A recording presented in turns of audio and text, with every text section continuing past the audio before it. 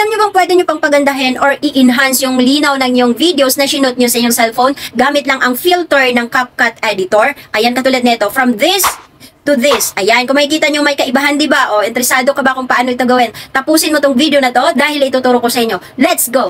So, syempre, open mo lang yung CapCut Editor mo mga best and then click mo lang tong new project.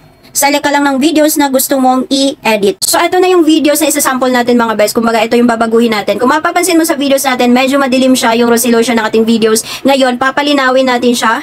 Punta lang tayo dito sa My Filters. Ayan. Kung makikita nyo dito, sobrang daming filters na pwede mong magamit. Okay, pero ito yung lagi kong ginagamit mga best, itong Cold Ivory. So, i-apply na natin. Click mo lang yan, and then pwede mo siyang ma-adjust. Depende sa iyo mga bebe kung anong gustong linaw na gusto mong ma-achieve sa iyong videos. Pero luminaw talaga siya, compare mo doon sa original videos na i-edit pa lang natin. Okay, so okay mo lang, click mo lang itong check. So ayan na mga bes, nag-iba na yung videos natin. Diba? Mas lalo siyang gumanda or lalo siyang luminaw.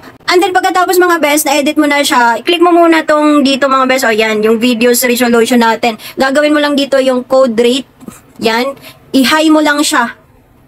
And then, pwede mo na siya i-save. So, ayan, ituro ko na sa inyo. Apply nyo na agad mga best dahil sobrang ganda po niya, lalong-lalo na pag medyo maitim tayo, katulad ko syempre. Tapos, paputiin natin yan, best. So, eto na ang solusyon. Kaya kung may nagustuhan ka sa video ito, huwag mong kalimutang mag-share, mag-like, mag-follow para updated ka sa next video na aking gagawin. Yun lang, bye-bye!